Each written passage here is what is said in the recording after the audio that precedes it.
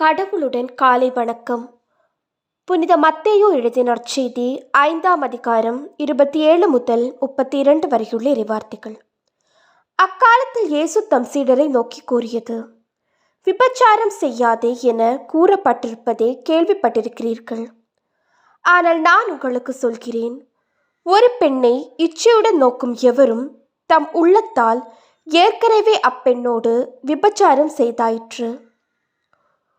உங்கள் வலக்கண் உங்களை பாவத்தில் விழ செய்தால் அதை பிடுங்கி எறிந்து விடுங்கள். உங்கள் உடல் முழுவதும் நரகத்தில் எரியப்படுவதை விட உங்கள் உறுப்புகளில் ஒன்றை நீங்கள் இழப்பதே நல்லது. உங்கள் வலக்கை உங்களை பாவத்தில் விழ செய்தால் அதையும் உங்களிடமிருந்து வெட்டி எறிந்து விடுங்கள். உங்கள் உடல் முழுவதும் நரகத்திற்கு செல்வதை விட உங்கள் உறுப்புகளில் ஒன்றை நீங்கள் இழப்பதே நல்லது.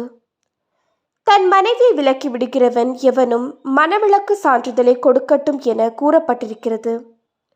ஆனால் நான் உங்களுக்கு சொல்கிறேன், எவரும் தம் மனைவியை பரத்தமைக்காக அன்றி வேறு எந்த காரணத்திற்காகவும் விலக்கிவிடக்கூடாது.